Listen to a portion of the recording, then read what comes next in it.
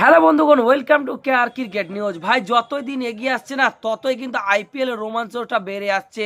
ইতিমধ্যে কিন্তু প্রকাশিত হচ্ছেন সোশ্যাল মিডিয়ায় কলকাতা নাইট রাইডার্স যে প্লেয়ারগুলো রিটার্ন করতে চলেছে, কোন কোন ফরেন প্লেয়ারগুলো রিটার্ন করতে চলেছে কলকাতা নাইট রাইডার্স এবং কোন ইন্ডিয়ান প্লেয়ারগুলো সম্ভবত রিটার্ন করতে চলেছে, তা কিন্তু আমরা বিস্তারিত আলোচনা করব এই ভিডিওর মাধ্যমে। তো বেশি সময় না নিয়ে ভিডিওটা শুরু করা যাক। তো ফ্রেন্ড, সর্বপ্রথম কলকাতা নাইট রাইডার্স আইপিএল 2026 মরশুমে 2025-এর পারফরমেন্সের বিনিময়ে 2026 মরশুমে ইন্ডিয়ান প্লেয়ারগুলোকে কোন কোন প্লেয়ারগুলোকে রিটার্ন করতে চলেছে তা আমরা সম্ভবত দেখে নিব।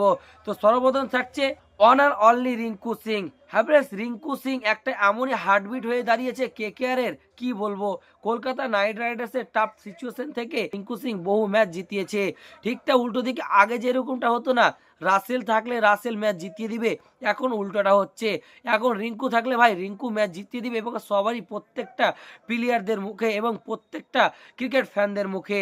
ঠিকটা উল্টো দিকে 2 নম্বরে থাকবে ভারুণ চক্রবর্তী, 3-এ থাকবে আঙ্কিশ রঘুবংশী, 4-এ থাকবে হর্ষিত রানা, 5-এ থাকবে ভেবা আরোরা, 6-এ থাকবে রামানদীপ সিং, 7-এ আনিকুল রয় এবং 8-এ আজিঙ্ক্য রাহানে। আপনার আজিঙ্ক্য রাহানে একটু অনেক এক্সপিরিয়েন্স প্লেয়ার এবং এক্সপিরিয়েন্স প্লেয়ার কলকাতা নাইট রাইডার্সকে দরকার।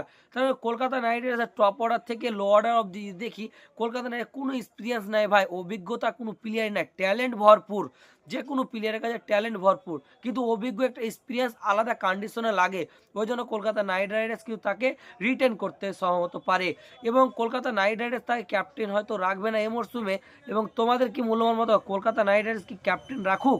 আমার তো পার্সোনালি মনে হয় ক্যাপ্টেন রাখবে না। ঠিকটা উল্টো দিকে ফরেন প্লেয়ারদের কথা বললে সর্বপ্রথম on and only Sunil Narayan.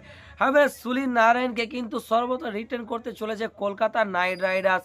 তার কারণ গেল কয়েক সিজন থেকে কিন্তু কলকাতা নাইট রাইডার্সের মোস্ট প্লেয়ার কিন্তু সুনীল নারায়ণ, এবং সুনীল নারায়ণ যে কোনো কন্ডিশনে বোলিং থেকে হোক এবং ব্যাটিং থেকে হোক কলকাতা নাইট রাইডার্সকে ম্যাচ জিতিয়ে দেওয়ার ক্ষমতা রাখে একার হাতেই। এবং ওই জন্য কলকাতা নাইট রাইডার্স চোখ বন্ধ করে কিন্তু ফরেন প্লেয়ারদের মধ্যে সুনীল নারায়ণকে সর্বপ্রথম রিটার্ন করবে। 2 নম্বরে থাকবেন রহমানুল্লাহ গুরবাজ। রহমানুল্লাহ গুরবাজ গেল কয়েক সিজন থেকে কিন্তু কেকেআর হয়ে খেলে আসছেন এবং গুজরাট টাইটেন্সের পর কেকেআর হয়ে খেলে আসছেন এবং যতটি ম্যাচ পেয়েছেন 100% দেওয়ার চেষ্টা করেছে রহমানুল্লাহ গুরবাজ।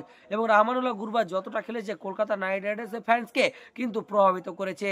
এবং তোমার কি মূল্যবান মতামত, কলকাতা নাইট রাইডার্স কোন কোন প্লেয়ারগুলো রিটার্ন করা উচিত এবং যেই প্লেয়ারগুলোকে রিটার্ন করছে না কলকাতা নাইট রাইডার্স সেটি হচ্ছে আন্দ্রে রাসেল। হ্যাঁ ফ্রেন্ডস, আন্দ্রে রাসেলকে রিটার্ন করবে না কলকাতা নাইট রাইডার্স, তার কারণ আন্দ্রে রাসেলের বয়সও হয়ে আসছে ভাই এবং তার পারফরমেন্স একবারে না বরাবর, এবং ওই জন্য কলকাতা নাইট রাইডার্স তাকে মিনি অকশনে ছেড়ে দিতে পারে। এটা নিউজ সঠিক না যে কলকাতা নাইট রাইডার্স আন্দ্রে রাসেলকে ছেড়ে দিচ্ছে, কিন্তু 50-50 চান্সে ছেড়ে দিতে পারে আন্দ্রে রাসেলকে। এবং ভেঙ্কটেশ আয়ারকে তো 99% চান্সে ছেড়ে দিবে, তার কারণ 23 কোটি টাকা তো ছোটো মোটো টাকা না ভাই, সেই পার্স মানিটা অনেক। এবং কলকাতা নাইট রাইডার্সকে যদি ক্যাপ্টেন ধরতে হয় এবং একটা ভালো ইন্ডিয়ান উইকেট কিপার ব্যাটসম্যানকে নিতে হয় এবং যে অধিনায়কত্ব করবে তাকে কিন্তু ভেঙ্কটেশ আয়ারকে রিলিজ করতে হবে, নাহলে কিন্তু পার্স মানি এক্সট্রা আসবে কোথা থেকে। ঠিকঠাক উল্টো দিকে Quinton de Kock, Spencer Johnson, Anrich নকিয়ার মতন, মানিশ পান্ডের মতো প্লেয়ারগুলোকে কিন্তু রিলিজ করতে চলেছে কলকাতা নাইট রাইডার্স। তো ফ্রেন্ডস, তোমাদের কি মূল্যবান মতামত কমেন্ট বক্সে লিখে জানাও। এইরকম নিত্য নতুন ছোটো থেকে ভিডিও আপডেট পাওয়ার জন্য আমাদের কে আর ক্রিকেট চ্যানেলটিকে অবশ্যই সাবস্ক্রাইব করে রাখুন। তো দেখা হচ্ছে আর নতুন কোনো ভিডিওতে, ততক্ষণ পর্যন্ত তোমরা সব ভালো থেকো, ধন্যবাদ।